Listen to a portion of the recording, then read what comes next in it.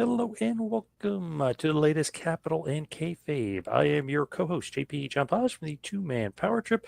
Of course, joining me, the political pundit, former campaign manager, author, writer, journalist, wrestling historian, Mr. Jack Hunter. Jack, welcome in. How you doing? Good to be with you, John. I think we got a lot to talk about today. Yeah, I feel like there's a lot of, so I thought a lot of crazy news just as far as politics, but wrestling obviously supersedes it when the GOAT, when the greatest of all time, when the best ever passes away. We're talking, of course, about the passing of, unfortunately, the immortal Hulk Hogan. Yeah, and at 71 years old, on one hand, you think like, okay, here's a guy who's known for being massive and took substances people probably shouldn't put. He had a heart attack at 71. On the other hand, he never really looked old. He always looked like Hulk Yeah. Hogan. He was a wealthy man, so sometimes wealthy people can extend their lives. Magic Johnson is still with us, knowing his health problems. So yeah, I think overall it was unexpected. We had heard reports that he was in poor health, and people like Jimmy Hart were saying it's not as bad as they portray, and then we find out he dies. A big day in the wrestling world. My favorite is Ric Flair. But Ric Flair and Stone Cold and The Rock and all these people will tell you, and just me as a fan, like nobody changed the business or created the professional wrestling we know today as it is, how it is, more than Hulk Hogan. That's just Yeah. an indisputable fact.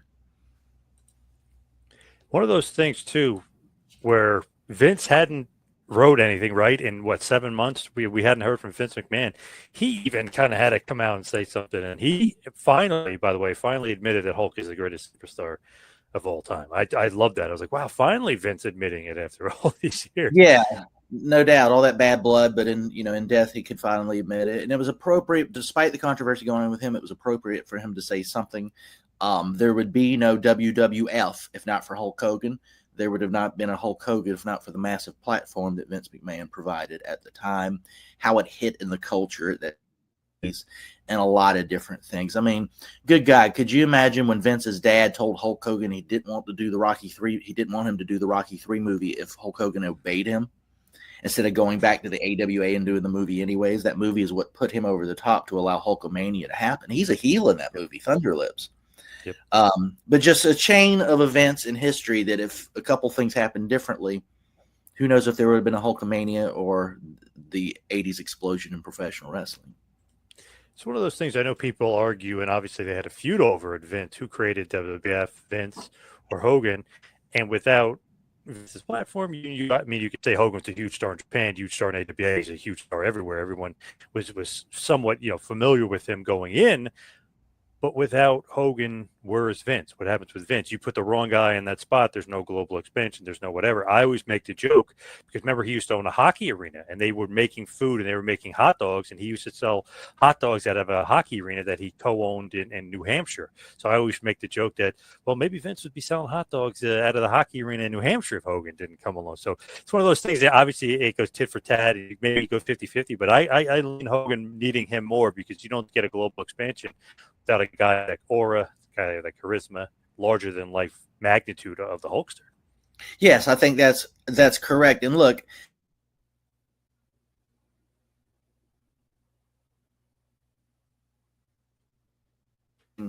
in the Crockett territory and then the BA where I grew up in South Carolina, all that is separate from what Hulk Hogan did with the advent of cable television. Crockett NWA was on Turner, so they were on cable too. But being on the USA Network, the connection with MTV at the time and Cyndi Lauper and what she was doing, just that sort of groundswell of all these different pop culture opportunities that were given to the WWF and Hulk Hogan and Hulkamania and everything going on, that was bigger than whoever was champion in Japan or the Southeast, or it just was. It was a different thing. People who didn't, I hate and I agree with Jim Cornette. They always portray it like that wrestling was in like smoke-filled gyms before. Nobody was making any money. No, the people were making lots of money. But to be this national pop culture phenomenon where people who never watched wrestling didn't even know much about it all knew who Hulk Hogan was, and he's hosting Saturday Night Live. That was a different thing, and that's what put it over the top. And it was his personality.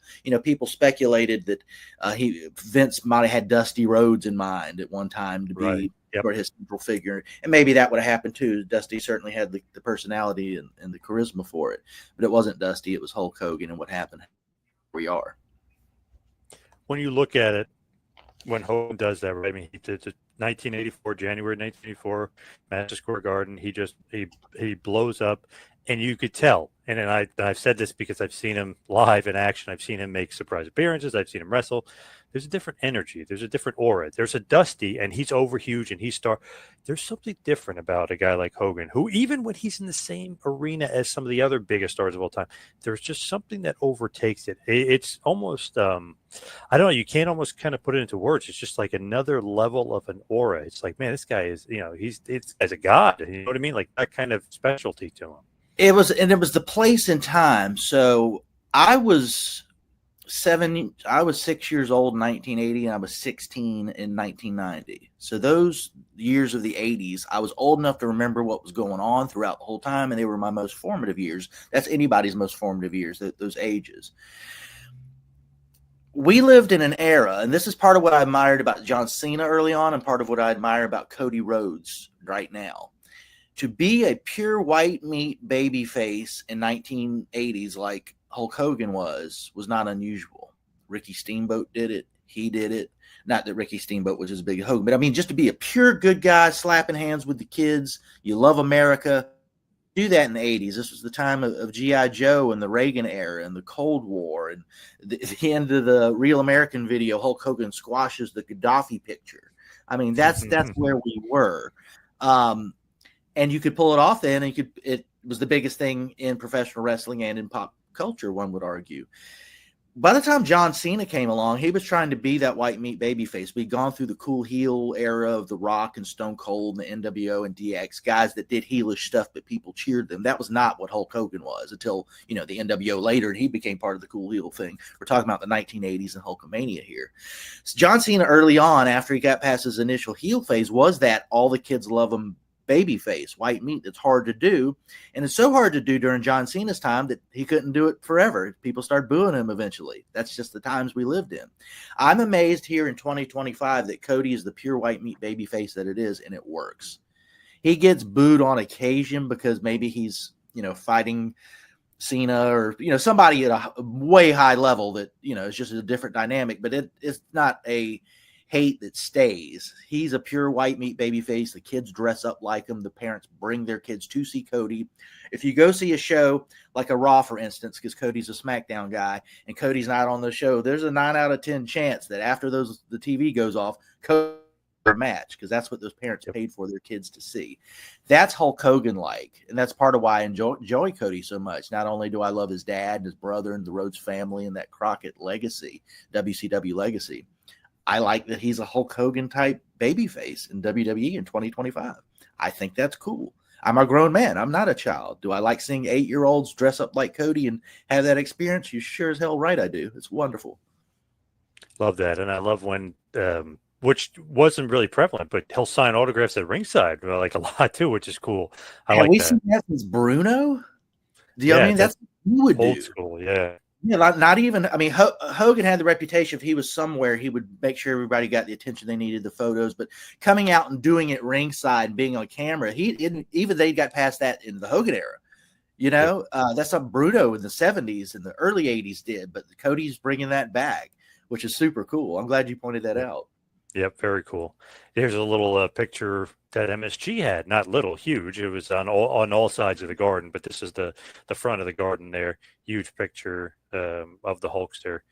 Rest in peace. Just I was like, man, like even MSG, who obviously Hogan played a huge part in the 80s, 90s, and even 2000s for Madison Square Garden.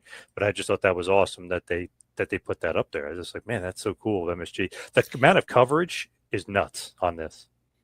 It is. I wrote 2 pieces yesterday, and I'm still getting requests. As I told you before we got on the air, writing for these conservative and libertarian publications. I know all these people through politics, but they know that I'm the wrestling guy too. So Hulk Hogan dies. What do we say? I don't. Oh, let's go to Jack. So I've been busy.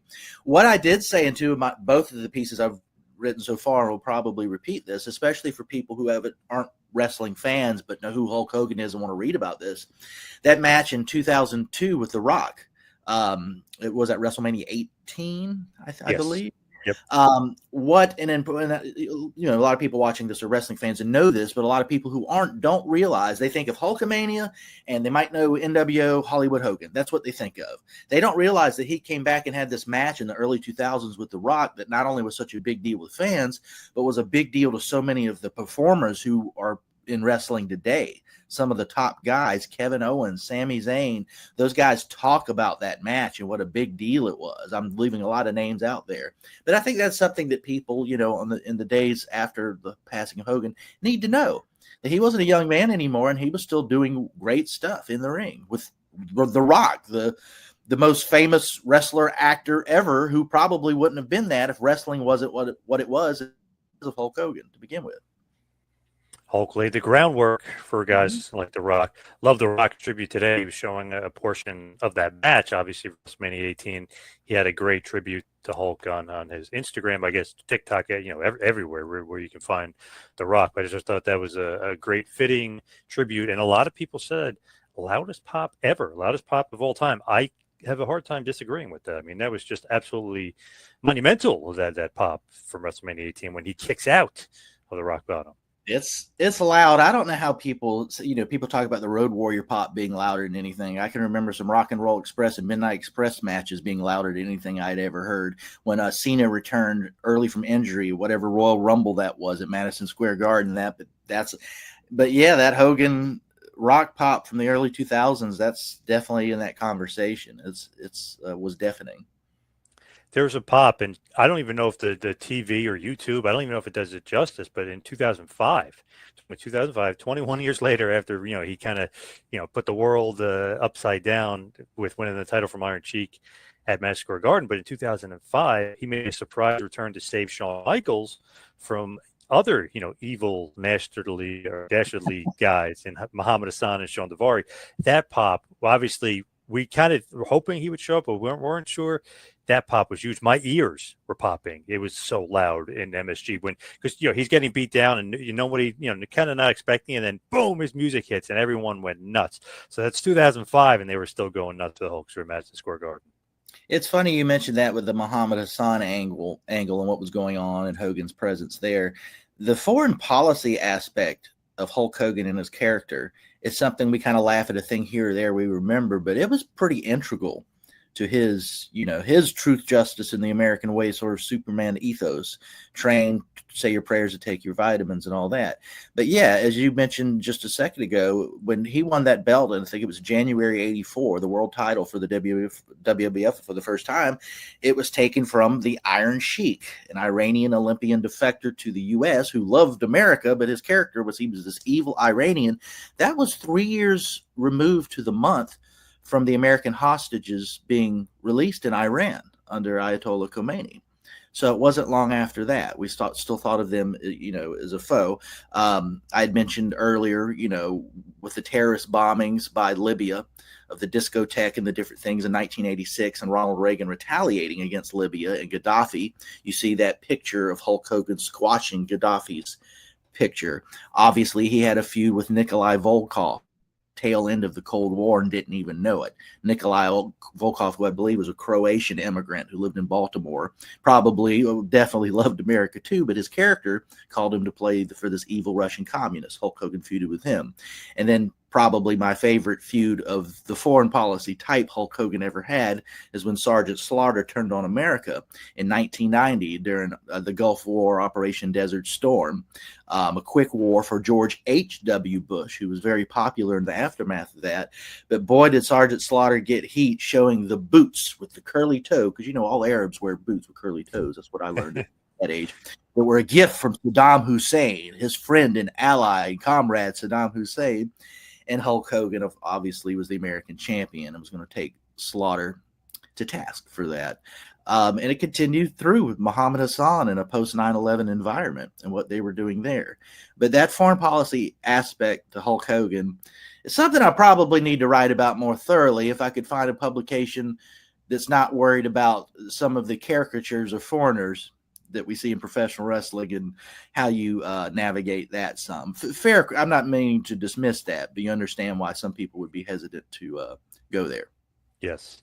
I always found that kind of funny that Hogan is like basically, he's the true American, real American, but anybody that's against America, he's like, those dastardly, they're the worst. You know what I mean? Yeah. I always just found that funny. It's like, well, Iron Sheik, I guess he's a terrible person, and Volkov is a terrible. All those guys, obviously Slaughter turns on America and everything else. It's just one of those things where he's going to stand up for what's right. He's going to, he's getting all these foreign invaders. He's going to get them. Yeah, and it's that basic. And look, as a foreign policy nerd, we could go through the ins and outs of maybe some good or bad decisions that were actually made in American foreign policy through the years. But that wasn't the point. The point is that the popular culture was going to help support for these foreign policy decisions or events or actions. And what was more popular or more pop culture in the 80s than WWF professional wrestling and Hulk Hogan? So all of that mattered. I mean, we can remember the picture of Nancy Reagan sitting on Mr. T's lap. That's the environment we're talking about. Say no to drugs, kids. Here's Nancy. Here's Hulk Hogan. Oh, we're going to get Gaddafi. We're going to get those commies. I mean, that all that mattered at the time. Yeah. Oh, man. He even about Yokozuna, and you're not allowed to use the term, but JAP, he would call him JAP. Like, I was like, you're not really supposed to say that. But it's just funny. He would say, I'm going to get that guy, and you were kind of like, yeah, go for it. Yeah, I'm with you, Hulk. Yeah, USA. Some of my favorite things in wrestling, and maybe this is a guilty pleasure, maybe I'm a racist jerk or something, I don't know, are kind of like borderline. Like Yokozuna was Samoan, but they're like, the hell with it, we'll make him Japanese and sumo. Like, it's funny. It's just stupid. I went to an indie wrestling show in Charleston last night here. Sponsored by Danny McBride and his tequila, Don Gato tequila. Wow. And the awesome. Independent wrestlers in Charleston, some are from Charleston, Columbia, driving distance. I'm familiar with most of them. I know what they look like. I've seen them. They wrestle about every 3 months here in Charleston, in a particular place I go almost every time. It's fun. So last night we're at a brewery sponsored by Don Gato tequila, Danny McBride, and they call it Tequila Mania. So all of these indie wrestlers wore luchador masks. Like, I knew who every single one of them is not luchadors, but they all put on masks and had different names. None of them could speak Spanish, but pretended to some of the time. And it was really funny. Like, I was like, that was Spanish. Like, I was rolling, laughing, going back to the conversation about Yokozuna being portrayed as a Japanese. And, that stuff's just really funny. White dudes wearing masks and calling themselves all grande Americano, that kind of stuff. Yeah. It's funny. It's like never not funny. I don't know why. It always, you always get, even right. Kofi Kingston being Jamaican, just and his last name's Kingston. The Triple H later when he dropped the gimmicks, like, hey, weren't you Jamaican? Yeah. Yes, exactly. Yeah, man, I'm from Jamaica. You kind of just have to make fun of it sometimes. I mean, it's all good nature. It's all fun. It's all good stuff. It's not coming from a place of malice or hatefulness. It's just funny. It's so stupid. You know what's crazy though? Like with wrestling, especially at that point in time, where they'll just flat out make a heel just out of basically, okay, the guy is from Iran, he's a heel. From Russia, he's a heel. Like Slaughter's associated with Iraq, he's a heel. Like it's just like so simple to do that. But even when Hogan and Slaughter were feuding after WrestleMania 7 that summer, they had this Desert Storm match, which is basically, a street fight, a New York street fight, I mean, whatever you want to call it, but they called it a Desert Storm match. And I was like, that's just so funny. I mean, they really were like going into the politics of it all. And the match that they had in 91 at MSG, I think it was August 16th, 91, I'm trying to remember exactly, but it was basically the spring heading into the summer of 91. Hogan and Slaughter, the match is unbelievable. I mean, they're hitting each other with chairs, weapons. He's got a smoke bomb. I mean, he's got the whatever, the mist, not the mist, the salt. I mean, it's just crazy. But the match is awesome. But Hogan had his war mask on. I mean, I love how they just leaned into it back then. Slaughter was kind of reverting to some of his old matches with Pat Patterson at Madison Square Gardens and that. Just really throwing down with the street fight aspect. That was good stuff. Yep. To our prior conversation, wasn't Chief Jay Strongbow Italian? Yes, Jay Scarpa, yeah. not Native American. What was the French guys? The tag team early up. The Rougeos, the Fabulous Rougeau brothers? No, later than that. La Resistance. This Oh, is yes. 9/11. One of those guys just French Canadian, or one of them. Yes. Like, Yep. like the hell with Yeah, Rob Conway is from Louisville, I think. Yeah. Here's a poodle and some berets, and you're French now. Yep. Dude, I love those guys. The dance they would do. And that's when France wouldn't let us use their airspace at the beginning of the Iraq War. That's what that was. People don't remember that. Yep. Yeah, but Yep. I love that. That's funny. Well, Dupree is French Canadian, and Grenier was, but obviously when Conway joined the group, he's from Kentucky or whatever. Kentucky. Same difference. French Kentucky. Yeah. Yeah. I love stuff like that. Even like the Rougeau brothers. I love how they were all American boys, and that got everybody flipping out because they're not really all American boys. You know, that got everybody nuts. Well, you also had another great version of something like that, the FBI and ECW, the full-blooded Italians, with little Guido Nunzio, who was Italian, and Tracy Smothers, who was definitely not. Right? Who was the other guy in that? Tommy Rich.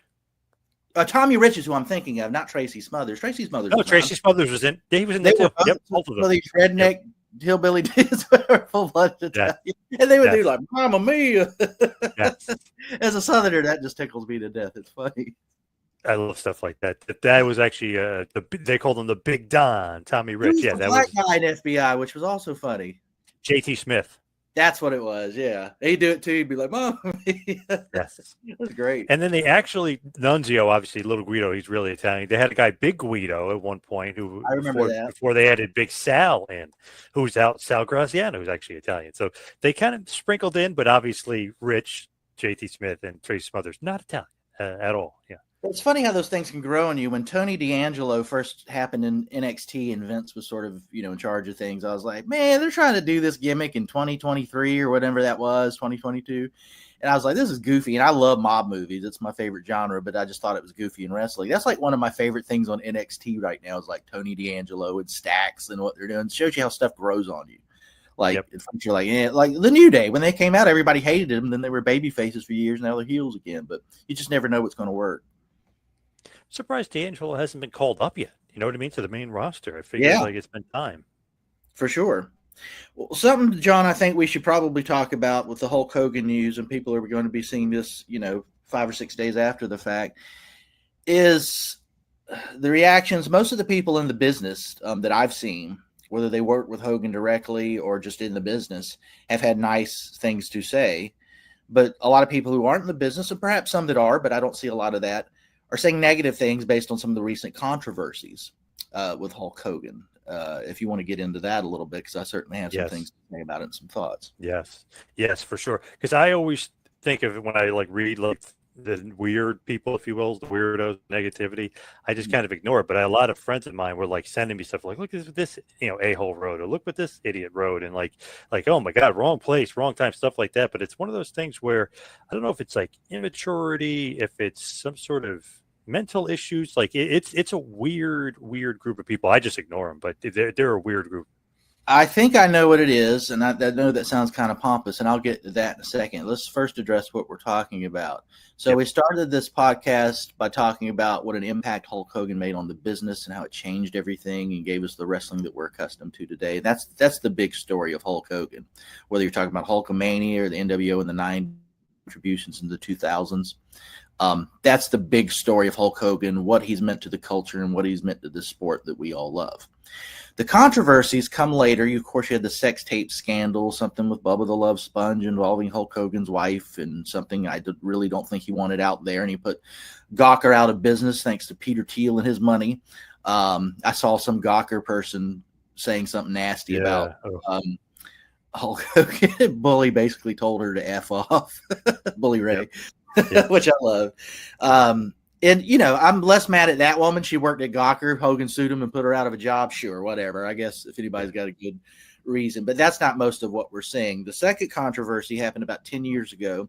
It was Hulk Hogan saying the N-word and some things that aren't defensible by any stretch of the imagination on tape. Going through divorce, saying whatever. There's no excuse for it. He apologized for it. Some people say the apology wasn't enough. That's not for me to decide. If you're a person of color in this country, especially if you grew up a Hulk Hogan fan, I would never try to say, well, you should feel this way about it. I'm a middle-aged white dude. I don't know your experience. You can feel however the hell you want about it. But this is what I do know.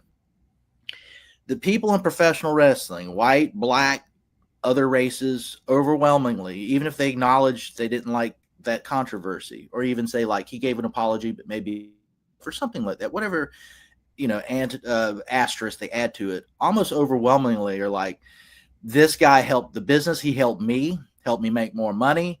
Or he was a friend to me, helped me personally. This is how warm he was backstage. And I'm talking about people like Mark Henry. I'm talking about people like Leo Rush. I'm talking about wrestlers of color here are saying very kind things about Hulk Hogan. I take that more seriously, people who know him and work with him, more than me just sitting at home watching TV. I have an opinion too. I'm a fan. The people you see complaining much the most and calling Hogan, a racist, a fascist, a POS, all these nasty things are overwhelmingly people that are fans like me who have decided to let that controversy define this man's entire career, his life, his personality, who he was as a person. I don't have much tolerance for that. If you can't show a little bit of grace, we're not talking about Adolf Hitler. We're not even talking about Chris Benoit or Harvey Weinstein or somebody like that. We're talking about a guy who did a lot of nice things for people, including Make-A-Wish, and did a lot of good things for people for his own sake. He made a lot of money, but that made a lot of other people money too, and made a business where you could make a lot of money. Did a lot of good things personally, financially, for Make-A-Wish kids, and he messed up. He did something. He said something he shouldn't have said. If he was like, oh, screw you, I still buy into that. That's a different story. That's not what happened. If you can't show some grace to somebody on the day of their death, just that minimum, and that's you want to define them just as that, you're a bad person. And you just said, John, do you think they're weird people? This is what I think it is, and we're going to get back to the political aspect. I don't think there are atheists in this world. I think there are people who say they don't believe in God, but I think everybody believes in something. They have a faith of some type. I'm a Christian. Somebody else might be a Muslim or a Jew or a Buddhist or something like that. That's for each individual to decide. But most of the people who I meet that say they don't believe in anything, particularly if they have left-leaning politics, whatever those politics are at that moment becomes their faith. It's not stated that way, but that's what happens. And this current iteration of the left, at least in the United States, that religion is identity politics. That is their faith. So excuse me, I need to drink of water. No problem.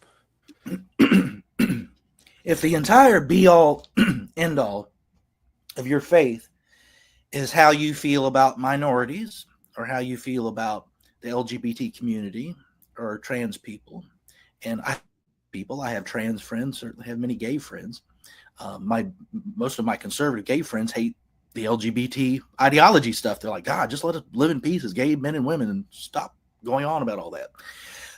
But for the people for whom identity politics is their religion, this is the people you'd see before the election with a Kamala Harris shirt with a rainbow flag cape or something like that, like super ridiculous in any other context, but that's their religion.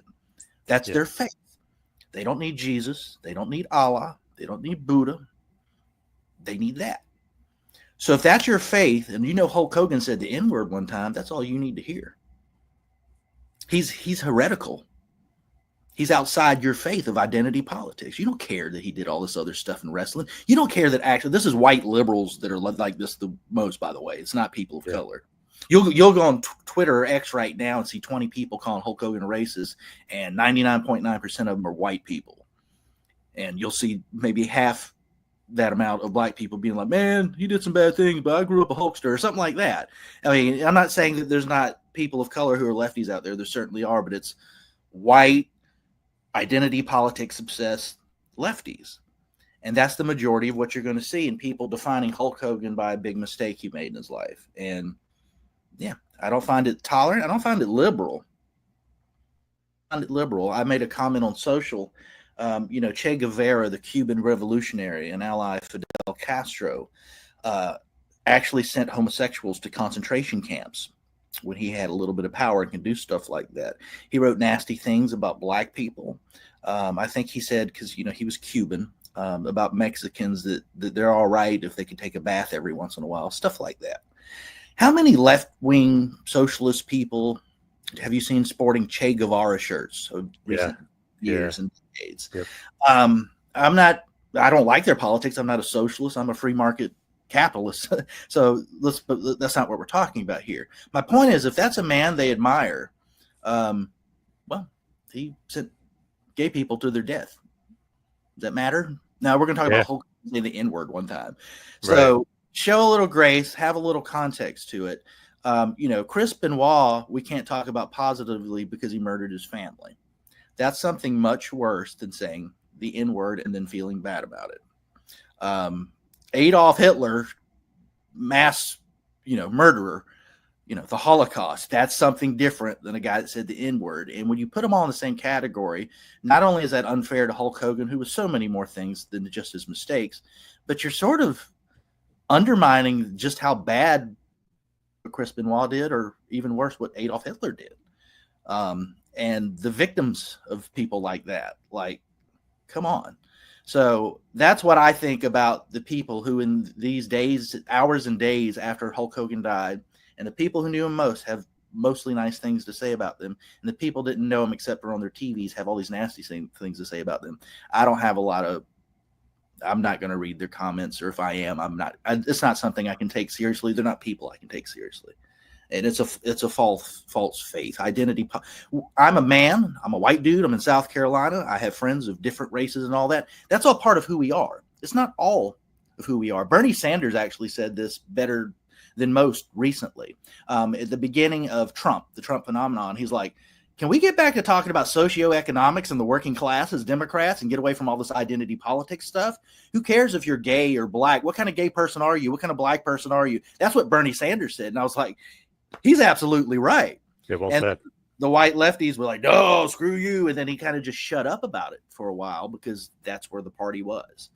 And after Trump won again, he piped back up. He's like, listen, damn it, I told you this is what happened. That's part of why Democrats lost in 2024. So that's the people you're seeing going after Hogan right now. Look, this is also wrapped up in Donald Trump had been a Kamala Harris supporter in 2024.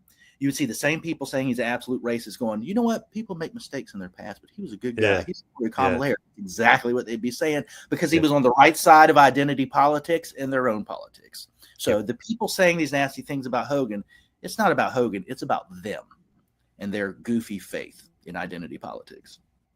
I always laugh when they're like, oh, he's so racist. Blah, blah. Okay, let's just ask Booker T.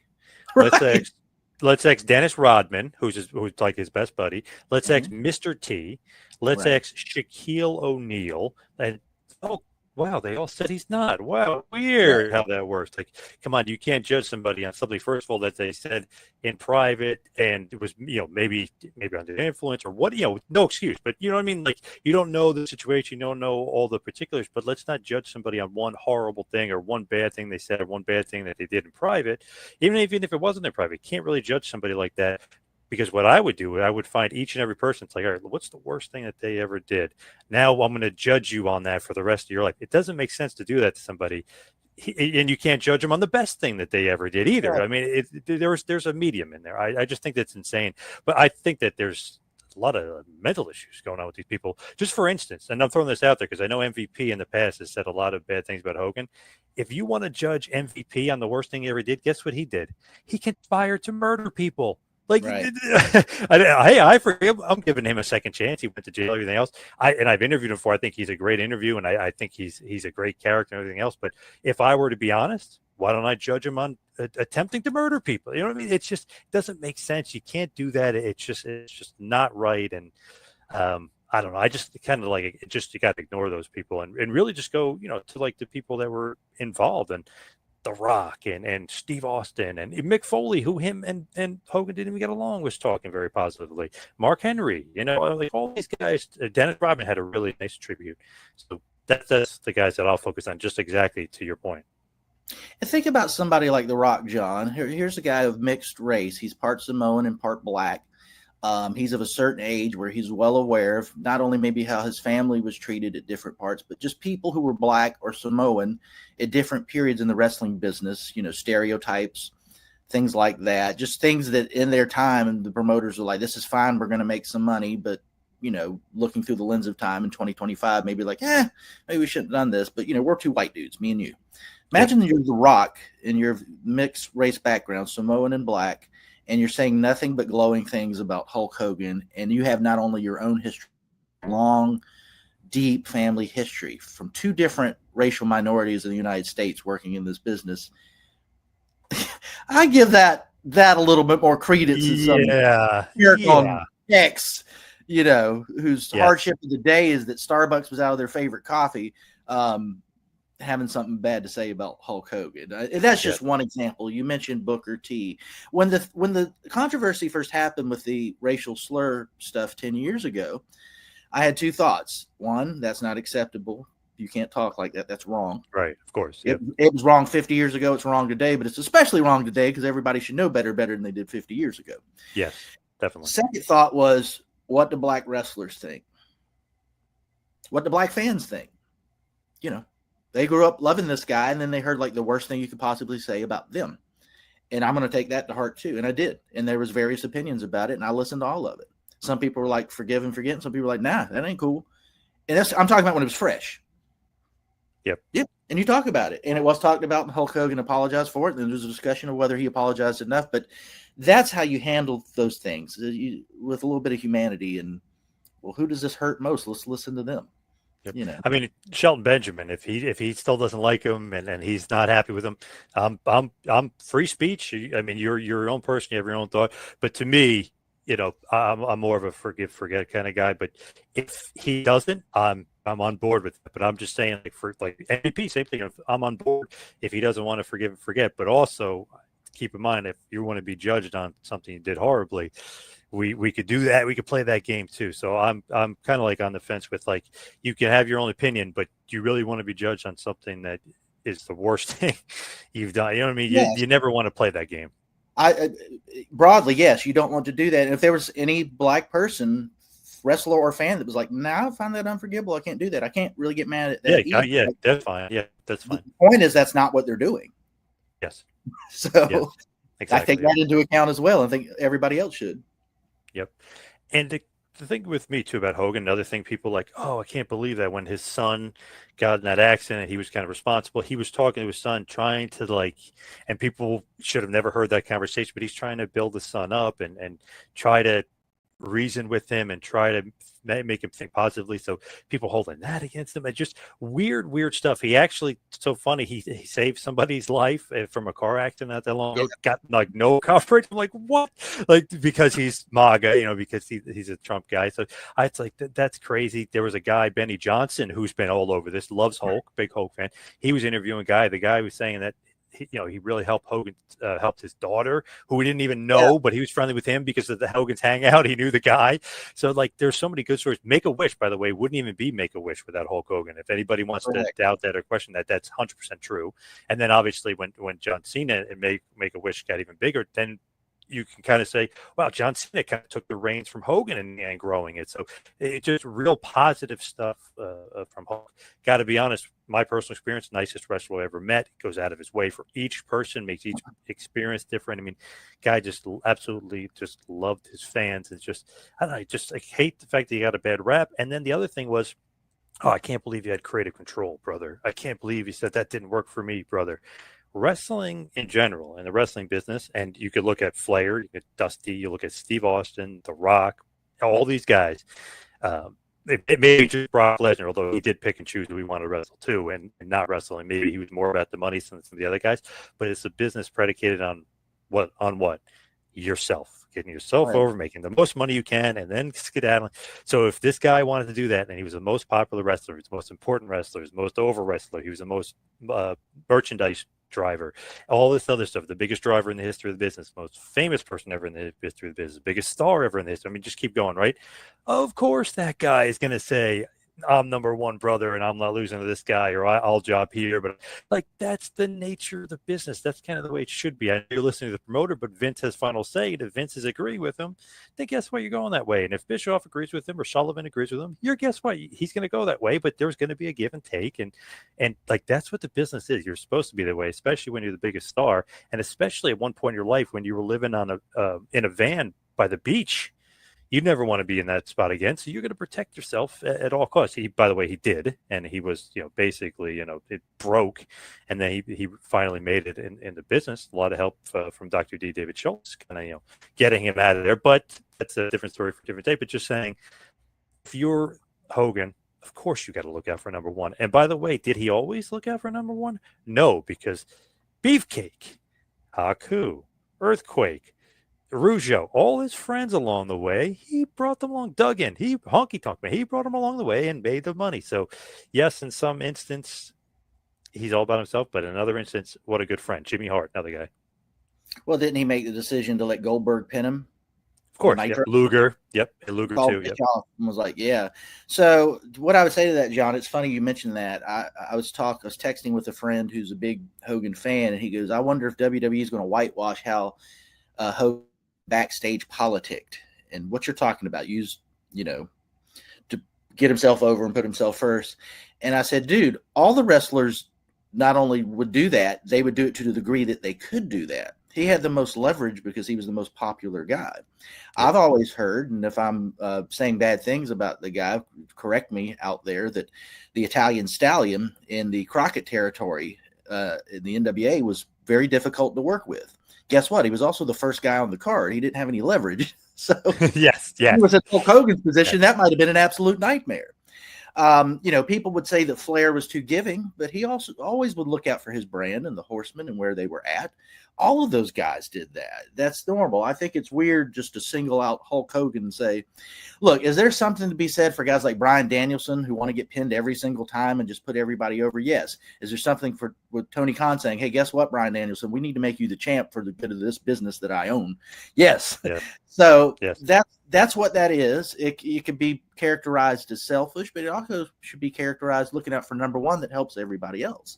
Mick Foley was saying after Hogan died about, him lifting all boats when he was around in the business for all the performers. That's just what that is. I think that's weird to hold that over his head uniquely. We can talk about it, but yeah, I think that's just a little. I always found that like insane. And Mark Madden, by the way, great article he just had on Hogan. Not a puff piece, not all positive, but really, really good and true. And he's like, man, Hogan had the I'm the star of the show syndrome. You know why? Because he was. Yeah. It's like, and it's so funny. Like you see, right? Like, okay, here's the ratings without Hogan. Here's the ratings with Hogan. Here's the buy rate without Hogan. Here's here's the we sold 10,000 tickets. Hogan, we sold. It's like, people, common sense here. I mean, geez, Louise, like, pay attention, people. Like, obviously, that's the reason. Absolutely. When Flair sort of lost faith in himself in the 2000s, right before he did Evolution with Triple H and Batista and Randy Orton and all that, he wrote in his book that Triple H had to keep telling him, "You're effing Ric Flair, dude. Like, come on, snap out of it." Yep. And he needed to hear that. He is Ric Flair, which meant you're in that stratosphere with Hogan and Stone Cold and The Rock. You're one of the top guys of this era. Act like it. You were the guy that would pop a rating. You were a guy that would sell out the building, just like Hulk Hogan was. So yeah, stars recognizing that they're stars and, being kind of humble and greeting people as Hogan always did. Like, that's a good way to do it. If you were a total pompous ass, I kind of would be like, well, what do you expect? Like but he wasn't that by all indicators. And the funny thing is too, it's like, okay, like Hogan, he's a politician. I can't believe he's politicking. But it's okay that Triple H is the biggest politician of all time. Like, we're not going to mention that. We're going to ignore that. Like, Shawn Michaels, by the way, would literally take his ball and go home, and he cried that he'd be losing, and he refused to lose, and he'd just go home. Like, that's politics, people. Like, it's so weird, like, how you can kind of give and take and play with it and be like, oh, but what Hogan did, he's not losing to this guy, that's politics.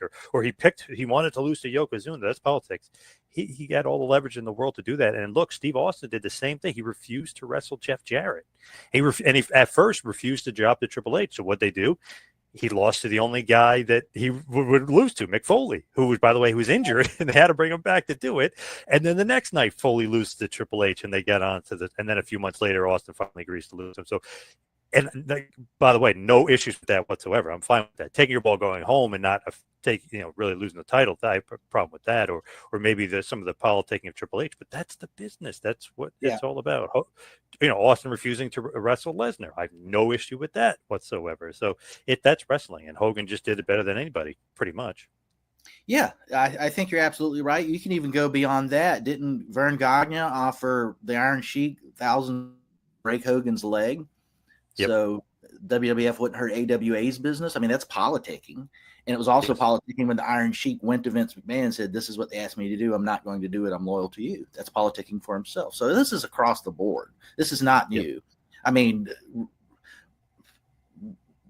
in wrestling, you have carnies. Like, that's what, shucking and jiving and making deals. And you do this, and I'll scratch your back, you scratch mine. Like, that's not unique to Hogan. And even Flair. He's probably, I think Hogan's the greatest of all time, but you want to say like the best all-around guy, like in ring too, because obviously Hogan's not the work of Flair. You want to go all around, Flair's definitely the best ever. He's just not the biggest draw ever, not the biggest name ever, but he's the best probably wrestler ever if you want to count promos, he's wrestling. The best at everything.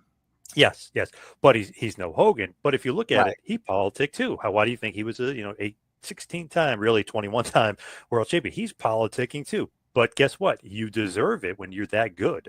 You know what I mean? You have to, You do. Got to realize that.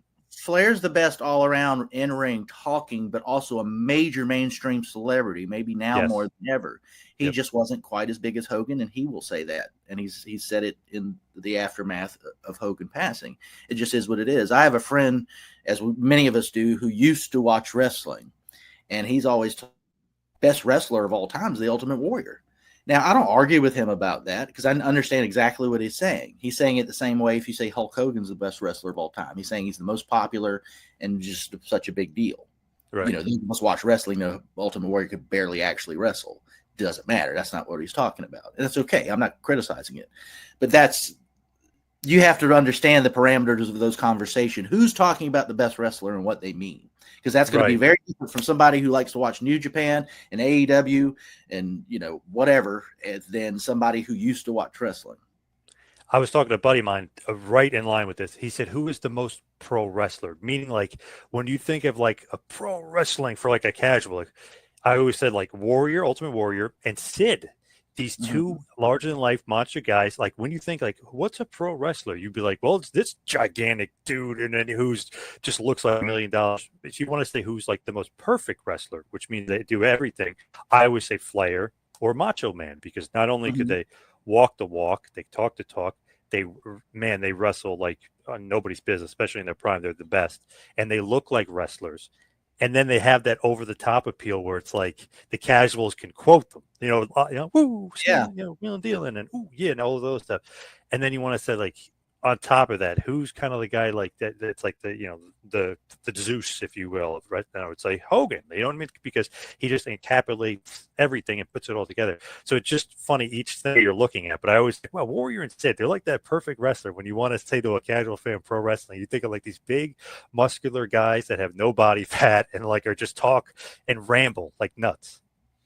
Yeah, no, I think that's right. And like if you were going back 30 or 40 years, 50 years, and you said, who's the best wrestler? What's a wrestler? I would think of Gunther. Here's a big dude. He's great in the ring and looks like he's out of a, Quentin Tarantino villain looking guy. But that's what a wrestler looked like in 1954. And he's good. Right. But he's not quite the star power of an Ultimate Warrior or Flair, Hogan, obviously, but he's popular. He's a big deal. He's world champion, but there's many different ways to answer that, but you're right, John. Sid. Yeah, right. It's like perfect wrestler. Yeah.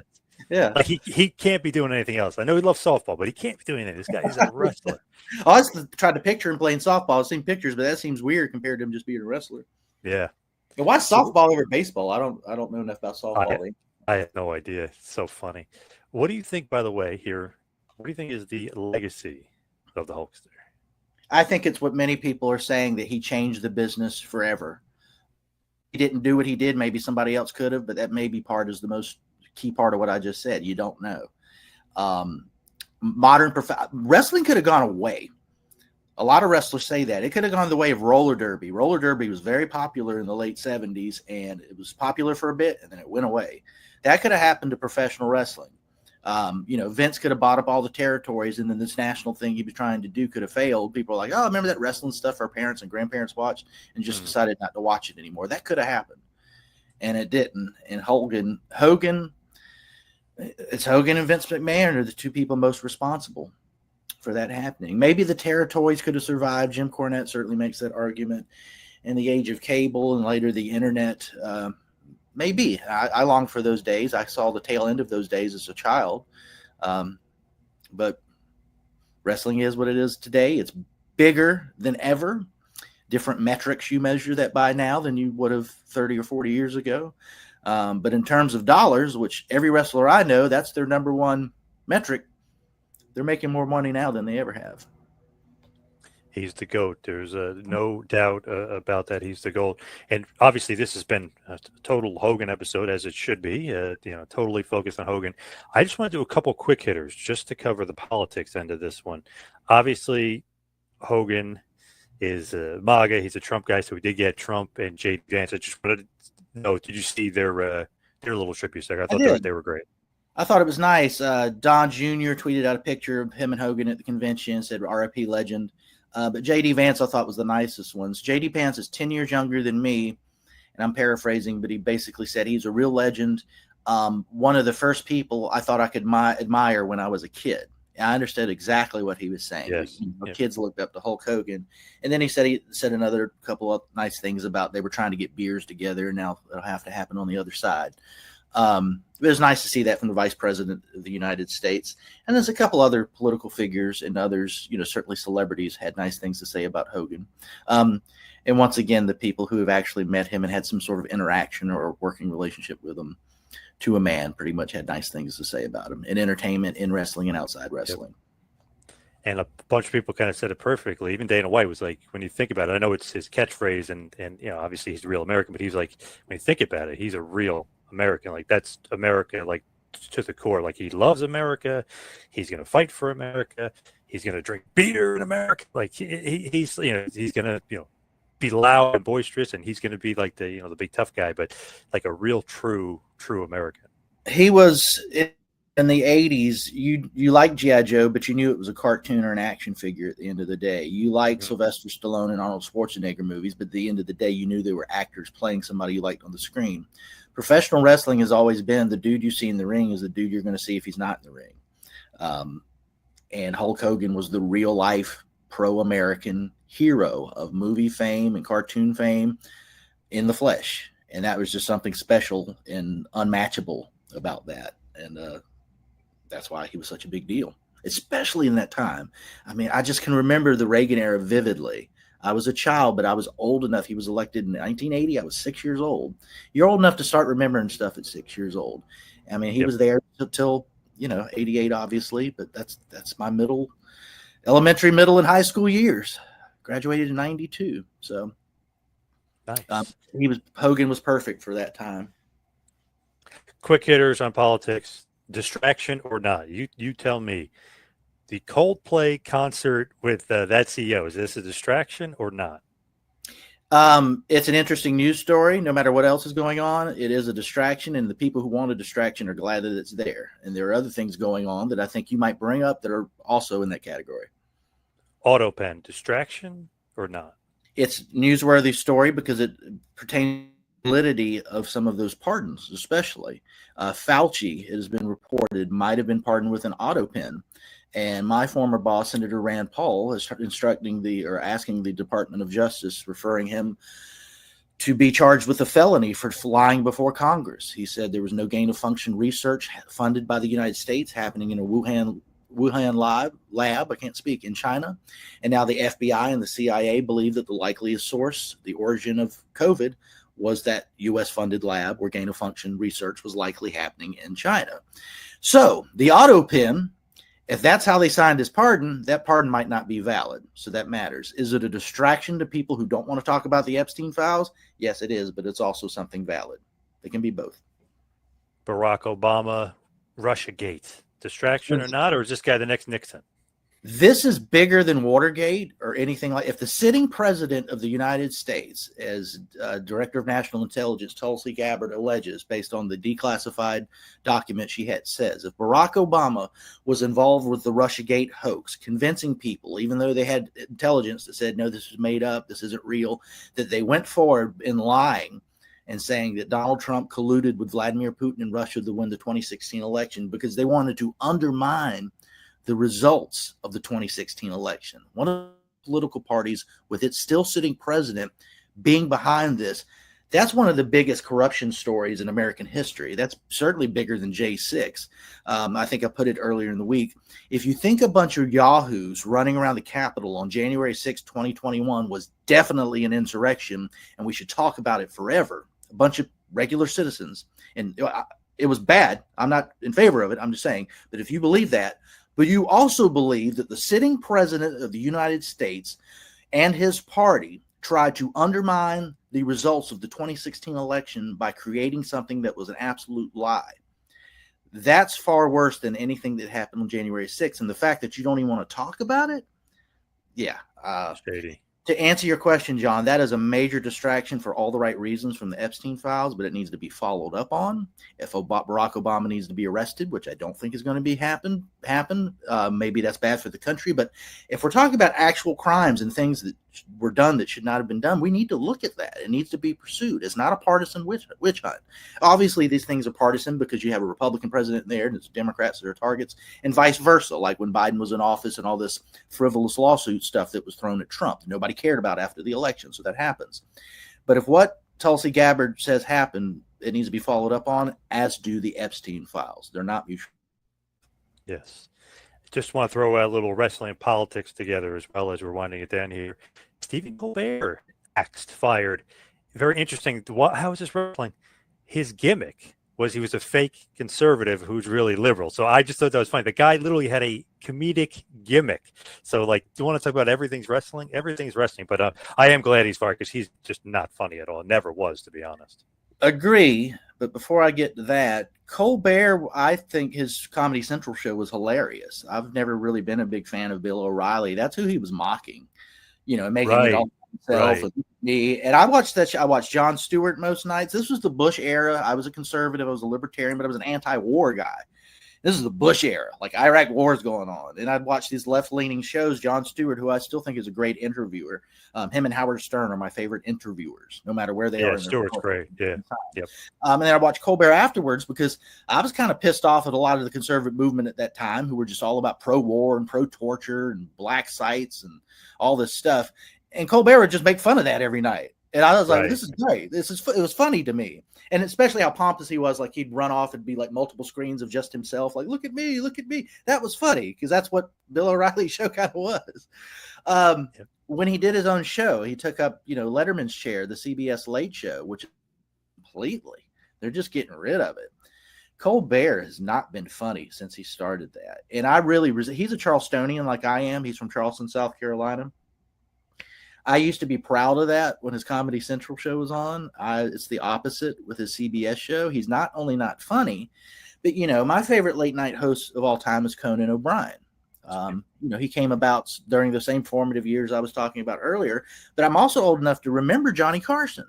And Conan, Carson, even going back to Steve Allen before my time, who Carson took over for.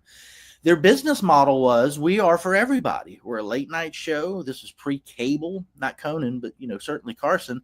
There's 3 networks. And if you're still up at 11 o'clock at night, we're going to give you a good show and something to watch before the American flag and the national anthem comes on and the TV signs off. But they were a show for everybody. If Johnny Carson told a Democrat joke, he would then tell a Republican joke. And the important thing was that those jokes were funny, but also that he did both because he wasn't trying to pick sides or alienate part of his audience. Conan was the same way. Stephen Colbert's business model, as are the majority of late night hosts now, except Greg Gutfeld, who often gets better ratings than them on Fox News, who's openly a conservative and a libertarian. But Stephen Colbert's business model is to hate on half the country, to mock them every night, not even tell jokes, just to make fun of them and say, you're evil, you're bad. And to have on like Adam Kinzinger, who bravely speaks out against Trump, who's a total dumbass. Like that's what his show is. It's as my friend Jim Ansel wrote at the Washington Examiner this week, when Rush Limbaugh was like the big thing in the late 80s and early 90s, more in the early 90s, I guess, liberals wanted, I hate calling them liberals because they're not, lefties wanted their own Rush Limbaugh. They tried Air America for a while with Al Franklin. That didn't go anywhere. They finally got their own Rush Limbaugh when you had people like Steve Colbert on late night TV, basically doing what Rush Limbaugh did from a conservative perspective, and Colbert did it from a partisan lefty Democratic perspective. That's what that show was. And it's part of why it loses $40 million a year. It costs $100 million annually. And it's going off the air because there's just too many other things to look at, podcasts and whatnot. If you're a Democrat partisan, there's other places you can go. And it just was not surviving as late night TV anymore. I think they wanted to ditch him long ago, and they're just getting to it. So good riddance. I think it's bad for society. I'm embarrassed that Colbert's from the same place I'm from at this point. And yeah, just go away. Good riddance. Can't get rid of him quick enough. Yep. And quickly, I just want to throw out a little funny little tidbit here. Now we know who Dumb and Dumber is officially. Jeff Daniels is definitely dumber. I don't know if you saw that, but Jeff Daniels is definitely dumber. And I always thought it was Lloyd Christmas. I always thought it was Jim Carrey, but apparently it's Harry. It's Harry Dunn. It's Jeff Daniels. Now we know. Yeah. What a dumbass. But anyway, let's wrap this bad boy up and head towards the plugs. Follow me on Twitter and Instagram at 2Man Power Trip. How about you, Jack? You can find me on Twitter /X at JackHunter74. I'm also on Instagram and Facebook. And if you follow my X, you can find all the things I write about, most of it politics. And this week I got to write about some Hulk Hogan stuff for the Spectator UK, which is a British publication. I have something coming out at, I can't think of all the people right with it, the American Conservative. It will have been out once you see this. But yeah, JackHunter74 at X is where you can find everything I do. All right. Thank you, everybody out there, for listening. See you right back here next week for a little Capital and Kayfabe. And, of course, RIP to the Hulkster. Thanks for the memory.